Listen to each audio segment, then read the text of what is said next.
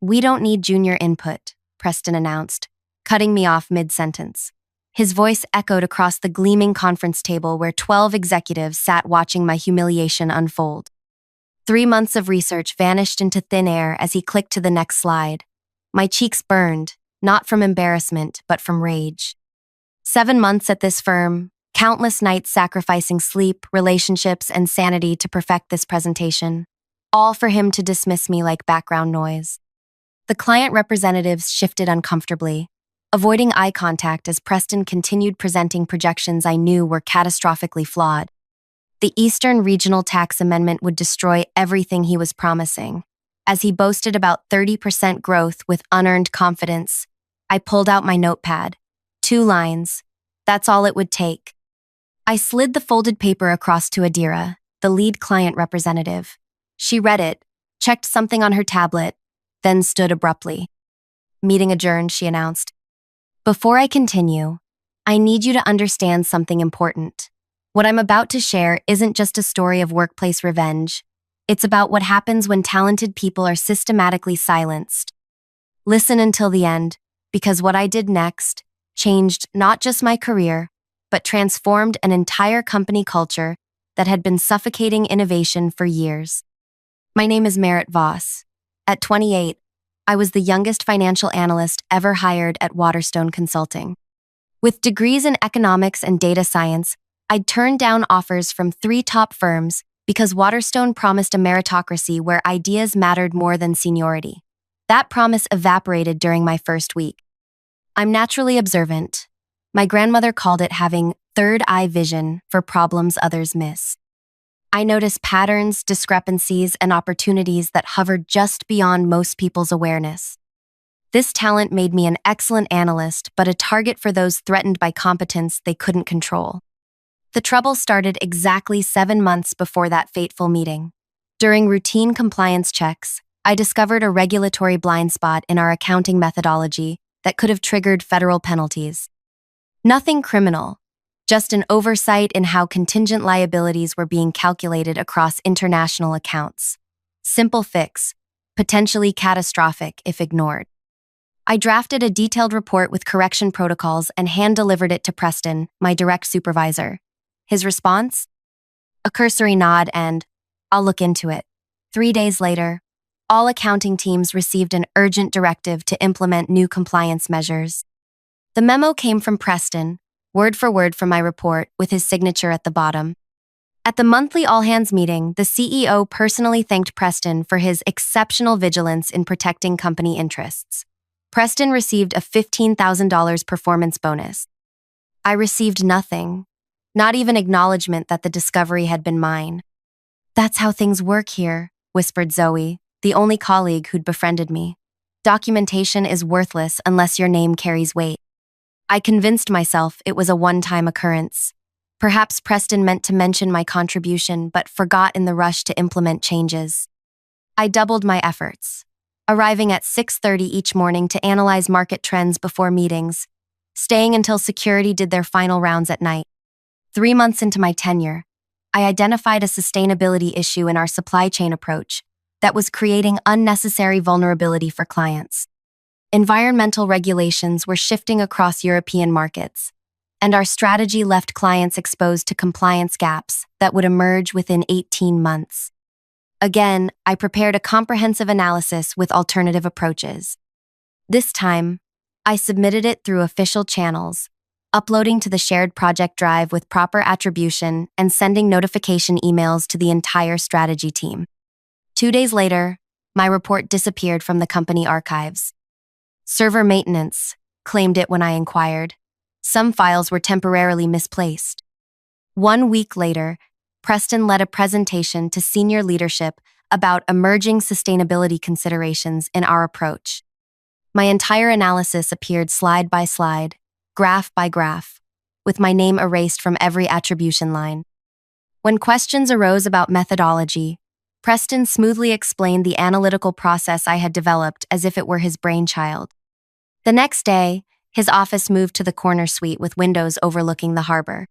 I confronted him privately, voice shaking despite my rehearsed composure. I would appreciate acknowledgement for my sustainability analysis, I said, standing in his doorway while he admired his new view. Preston swiveled his chair slowly. Acknowledgement? Waterstone is a collaborative environment, Merritt. No single person owns ideas here. They belong to the team. Besides, your initial draft needed significant refinement before presentation. Consider this a learning opportunity in how to properly position findings. The refinement he mentioned? Changing the font and adding his logo to the header. Each week brought new variations of the same pattern. In team meetings, I'd begin explaining an insight only to have Preston interrupt, "Let's circle back to that later." Later never came. Or he'd redirect, "We need to focus on primary concerns now." My concerns never made the priority list. When clients were present, the dynamic worsened. If I spoke, Preston would subtly shake his head, signaling disapproval, undermining my credibility before I could establish it. After 5 months, the weight of invisibility followed me everywhere. I'd stare at myself in bathroom mirrors, checking if I was still physically present. I'd speak deliberately louder in meetings, only to watch attention slide past me like water off glass. My confidence eroded. I began second-guessing analyses that once came naturally. Sleep became elusive. My grandmother, who had raised me with stories of her own battles in male-dominated academia, noticed the change during our weekly calls. "You sound hollow, little bird," she said one Sunday evening. "Remember what I taught you. Those who silence others fear what might be heard." Her words stirred something in me. The following morning, I started documenting everything, keeping meticulous records of my contributions, timestamps of file submissions, and notes from every interaction with Preston. I began BCCing myself on all communications and saving offline copies of my work. I wasn't planning revenge yet, just creating accountability where institutional structures provided none. The quarterly strategy meeting with Elmstead Industries represented Waterstone's biggest opportunity that year. Elmstead was considering consolidating their consulting services, and our presentation would determine whether we secured exclusive rights to their business across North America, a $30 million contract minimum. For 3 months, our team prepared. I was assigned to analyze market inefficiencies that might impact growth projections. Preston made it clear, this was my chance to prove my value to the firm. I threw myself into the research, identifying a crucial regulatory development, the Eastern Regional Tax Amendment that would fundamentally alter the profitability equation for service providers in Elmstead's sector. This wasn't public knowledge yet. I'd discovered it through painstaking analysis of legislative committee transcripts and regulatory drafts. The amendment would invalidate our entire growth strategy unless we restructured our approach. I prepared an alternative framework that would not only protect Elmstead from the tax impact, but potentially leverage it for competitive advantage. The night before the presentation, I submitted my findings to Preston. His response came at 11:43 p.m. Received. Will review before meeting. As I entered the conference room the next morning, Preston avoided eye contact. The presentation deck loaded on the main screen didn't include any of my tax amendment findings. When I tried to whisper a question, Preston moved to the opposite side of the room.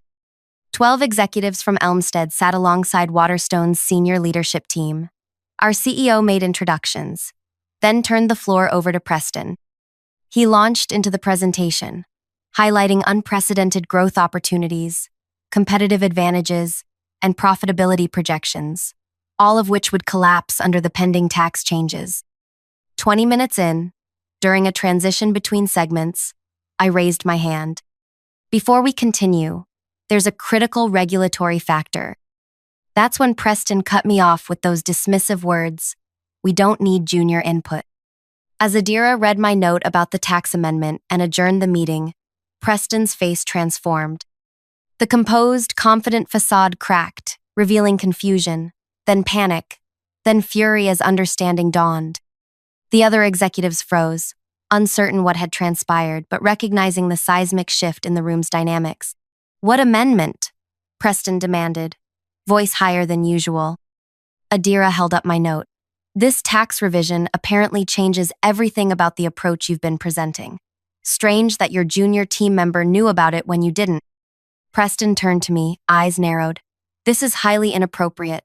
If you had concerns about the presentation, proper channels exist. The same channels where my sustainability report disappeared? I asked quietly. The Waterstone CEO interrupted, face tight with controlled anger. Let's take a 15-minute break. Merritt, Preston, my office. Adira, would you and your team mind waiting in the client lounge? As everyone filed out, Zoe passed behind me, whispering, Holy hell, Merritt. If you're still with me, I need you to understand something crucial. This moment wasn't about triumph or vindication. It was terrifying. My heart hammered against my ribs as I followed our CEO down the hallway, aware that I'd just potentially destroyed my career to protect a client from misinformation. But sometimes integrity demands risking everything you've worked for, especially when systems designed to recognize merit have failed. If you're enjoying this journey so far, please like this video and subscribe to our channel. Click the bell icon for notifications, because what happened next transformed not just my position, but the entire power structure at Waterstone. The CEO's office felt unnaturally quiet after the chaos of the boardroom. Novia Elmsbrook, our CEO for the past 8 years, motioned for us to sit while she remained standing, a power dynamic I'd observed her use only during serious disciplinary discussions. Explain, she demanded, looking between us. Preston recovered first. Merritt circumvented protocol and undermined our presentation with unvetted information. This kind of insubordination. The Eastern Regional Tax Amendment passed final committee last week, I interrupted, voice steadier than I felt.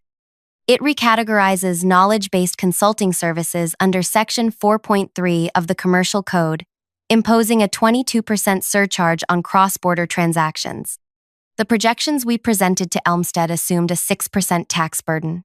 This amendment would eliminate their profit margin entirely under our proposed structure. Novia turned to Preston. Did you review this information before today's meeting? Preston hesitated. Merritt submitted some speculative findings last night. There wasn't sufficient time to properly validate. I reached into my portfolio and removed a printed email. I identified this issue 3 weeks ago during preliminary research. This is my initial notification to Preston, dated March 5. I handed it to Novia. I've sent 7 follow-up communications since then, with increasing urgency. Preston's face flushed. Those analyses were inconclusive. And this, I continued, retrieving another document, is my comprehensive amendment impact assessment submitted yesterday, showing exactly how it affects Elmstead's business model. I placed it beside the email. The amendment text is publicly available in legislative records. Validation requires 20 minutes of research. Novia scanned both documents, expression hardening. Preston? He straightened his tie. With respect, Novia, these regulations pass committee all the time without becoming law. Alarming our clients over speculative tax changes is irresponsible. My judgment was to wait for confirmation before. Section 4.3 received executive signature yesterday afternoon, I said quietly. It becomes enforceable July honest. Elmstead's fiscal calendar makes them immediately vulnerable. The CEO's gaze snapped to me. How do you know it received signature? That wouldn't be public yet. My grandmother serves on the Regional Economic Advisory Board. While she doesn't discuss confidential matters with me, their public meeting yesterday included announcement of signature achievements. I verified through official channels this morning before the presentation. Preston exploded. This is exactly my point. She's using family connections to access information, then presenting it as analysis. Enough. Novia raised her hand, silencing him. Preston, wait outside. I need to speak with Merritt alone. After he left, Novia settled into her chair, studying me with recalibrated attention. 7 months at Waterstone, correct? I nodded. And before that? Data analytics at Westford University's Economic Policy Institute. 3 years. She tapped my impact assessment. This is thorough work. Why haven't I seen your name on project submissions before today? The question unlocked something in me. Perhaps the realization that nothing could make my position worse than it already was. Because my name gets removed before documents reach your level, I replied. The accounting compliance protocol from my first month? Originally my work? The sustainability framework presented last quarter? My analysis. The client retention strategy for Harlow Manufacturing? My research. Novia's expression revealed nothing. Serious accusations, Ms. Voss. I have documentation for everything. Original submissions with metadata, communication records, witness statements from team members. She nodded slowly. I suspected something similar was happening within the junior analyst ranks. I didn't realize it had become this systematic. She pressed her intercom. Rena, please ask Adira from Elmstead to join us, and have security escort Preston to HR for processing. My heart stuttered. Processing? We'll discuss that after addressing our client situation. She studied me again. You placed yourself in significant professional jeopardy today, Merritt. What made you finally take such a risk? I considered carefully before answering. Elmstead would have lost millions implementing our flawed strategy. I couldn't let that happen, regardless of personal consequences. Even knowing you might be terminated for insubordination? Integrity isn't conditional on job security. Something shifted in Novia's expression. Respect, perhaps, or recognition. Before she could respond, Adira entered. Ms. Layton, Novia greeted her. I apologize for today's irregularities. Adira settled into the chair Preston had vacated. Actually, I'm intrigued. Your junior analyst just prevented us from making a catastrophic strategic error. She turned to me. The tax amendment would have devastated our implementation timeline. How did you identify it when it barely cleared committee? For the next 30 minutes, I explained my analytical approach, walking through the amendment's implications and outlining the alternative structure I'd developed to navigate the new tax landscape. Adira asked incisive questions, while Novia observed our exchange with growing interest. When I finished, Adira turned to Novia. We'd like Merritt to lead the revised proposal team. Novia nodded. Consider it done. And one more thing, Adira added. Elmstead's board has been concerned about Waterstone's approach to diversity of thought. Today demonstrated exactly why. Our new contract will include stipulations about inclusive decision-making processes. After Adira left, Novia leaned forward. Congratulations, Merritt. You've just helped secure our largest client relationship while simultaneously exposing a significant leadership problem. What happens now? I asked. Preston has been terminated, effective immediately. His behavior violates our ethical standards and, frankly, demonstrates incompetence we cannot afford. She tapped her computer screen. I'm reviewing your personnel file. Your performance metrics are exceptional, yet your advancement recommendations are surprisingly negative. Those evaluations come from Preston. Indeed. Consider them invalidated. Novia stood. As of today, you're promoted to Senior Strategy Analyst, reporting directly to me until we restructure the department. You'll lead the Elmstead revision team with full authority to select your members. The shift was so sudden I struggled to process it. Thank you for the opportunity. Don't thank me yet. You've created quite the disruption. Some will resent you for it. She smiled slightly. Though based on today's performance, you can handle yourself. Walking back to my desk felt surreal. Employees whispered as I passed. News of the boardroom confrontation already circulating through office channels. Zoe waited by my cubicle, eyes wide. They escorted Preston out with a security guard, she whispered. His access badge was deactivated before he reached the elevator. What happened?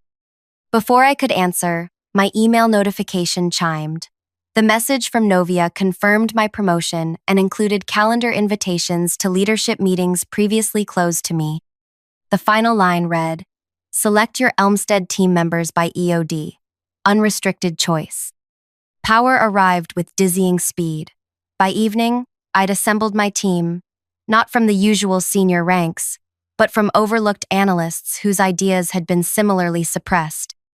Dominique with her revolutionary pricing models, Elio and his behavioral economics insights, Zoe's unparalleled knowledge of regulatory patterns. We worked through the night redesigning the Elmstead proposal from scratch. When morning came, we presented our revised strategy to Novia. She approved it without changes. This is exceptional work, she acknowledged. I've clearly been looking at the wrong metrics for identifying talent. The transformation extended beyond my personal situation. 3 days after the incident, Novia announced a company-wide restructuring. New meeting protocols required documented input from all team members. Anonymous feedback channels were established for reporting idea theft. Performance reviews would now include peer assessments, not just supervisor evaluations.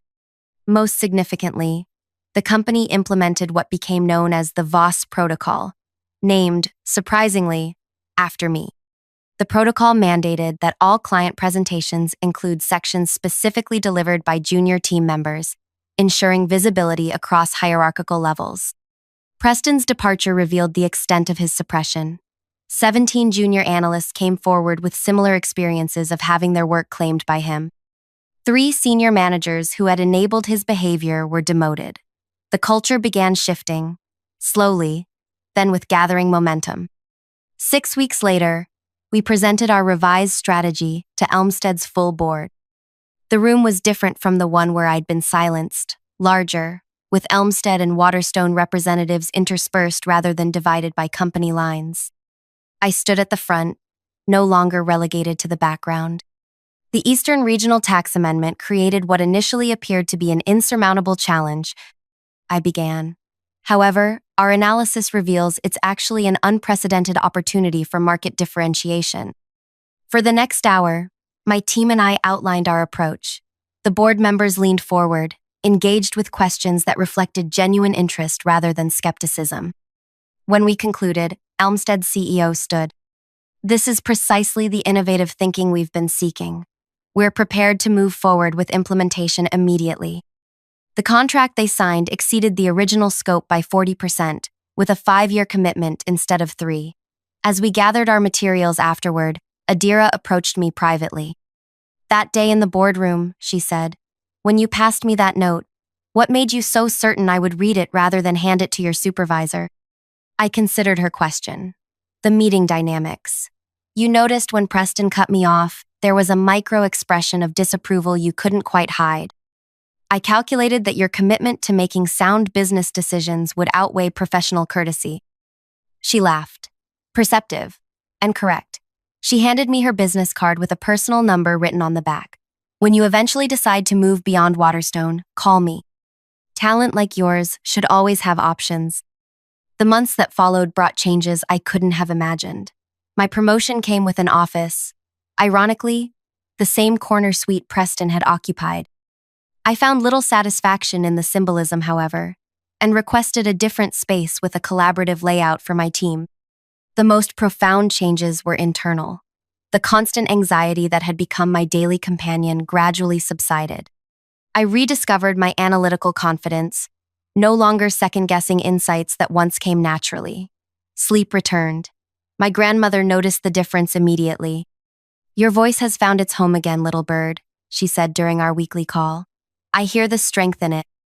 Not everyone embraced the new order. Several senior managers, accustomed to the previous power structure, resisted the inclusive protocols. 2 resigned rather than adapt. Others grudgingly complied while searching for ways to preserve their authority. The transformation wasn't instantaneous or universal. Real cultural change never is. What surprised me most was the steady stream of colleagues who visited my office to share their stories. Not just analysts, but managers, administrative staff, even a vice president, all described moments when their voices had been silenced, their contributions minimized. Many thanked me for breaking a pattern they'd believed unchangeable. "I was ready to quit next month," admitted Tariq, a brilliant systems architect whose recommendations had been repeatedly shelved. "Watching you stand your ground gave me permission to defend my own work." 9 months after the infamous meeting, Waterstone hosted its annual strategic planning conference. Novia asked me to deliver the opening address to over 300 employees, a platform traditionally reserved for C-suite executives. Standing at the podium, looking out at faces both familiar and new, I recognized the weight of the moment. This wasn't just about personal vindication. It represented a fundamental restructuring of how power and voice operated within our organization.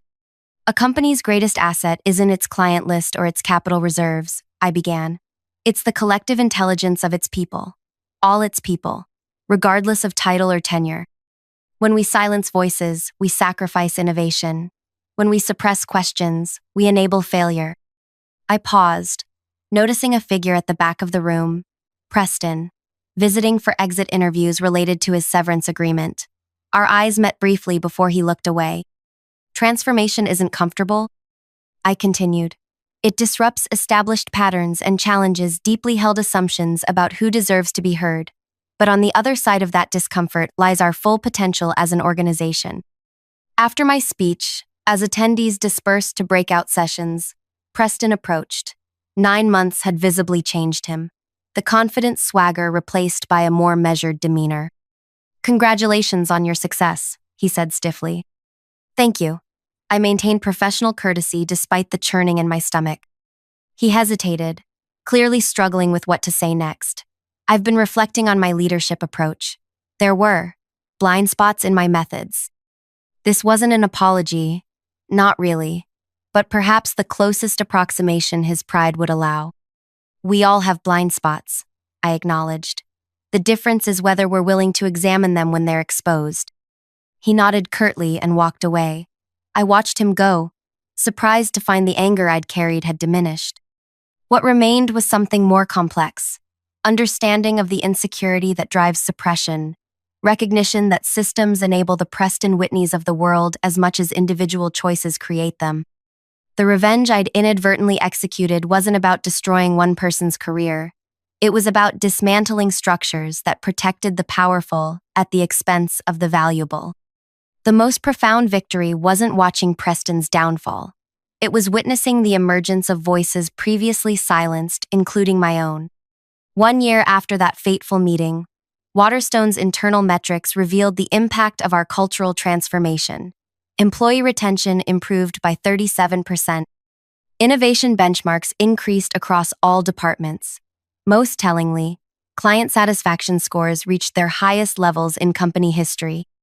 Novia called me to her office to discuss the results.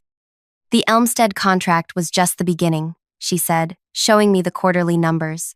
"Your team's approach has become a case study in how diversity of thought drives business outcomes." "It's not just my team," I pointed out. "The entire company has embraced more inclusive practices." "Because of the precedent you established." She slid a folder across her desk. "Which brings me to this. I'm creating a new position, Chief Innovation Officer. The role will focus on identifying emerging talent and ensuring all voices contribute to our strategic direction. I'd like you to consider it." The offer represented everything I'd fought for: institutional recognition of the value and perspectives from all levels. Yet, something held me back from immediate acceptance. "I appreciate the opportunity," I said carefully, "but I'd like to propose an alternative structure." Novia raised an eyebrow. "I'm listening." "Rather than concentrating innovation oversight in one position, create a rotating council drawn from different departments and levels. Each member serves a limited term, ensuring fresh perspectives continuously enter the conversation." She studied me with newfound respect. "You're declining a C-suite promotion to propose a more distributed power structure?" "I'm suggesting that institutionalizing the voice of any single person, even with the best intentions, recreates the problem in new form." A slow smile spread across her face. "Write up the proposal. If it's as thoughtful as I suspect it will be, we'll implement it immediately." 2 weeks later, Waterstone announced the formation of its first Innovation Council, 12 members from across the company, representing diverse backgrounds, experiences, and organizational levels. I would chair the inaugural council, helping establish protocols before transitioning leadership to ensure no single voice became dominant. In many ways, this system was my true revenge against the culture of suppression. Not just changing who held power, but transforming how power itself operated within our organization. The morning after the announcement, I arrived early to find a small package on my desk. Inside was an elegant silver pen with an inscription, "For the words that changed everything." The note accompanying it read simply, "Thank you for teaching us to listen. N.E." I picked up the pen, testing its weight in my hand. Sometimes the most powerful act isn't speaking louder. It's finding precisely the right words at exactly the right moment, then having the courage to ensure they're heard. If this story resonated with you, I'd love to know why. Have you ever been silenced in a professional setting? Did you find a way to make your voice heard? Share your experience in the comments below. Your story might give someone else the courage to speak up when it matters most. And if you want more stories about transforming workplace dynamics through small acts of courage, subscribe to this channel and hit the notification bell. Remember, change doesn't always require grand gestures. Sometimes all it takes is a simple note, passed at exactly the right moment, to completely rewrite the ending.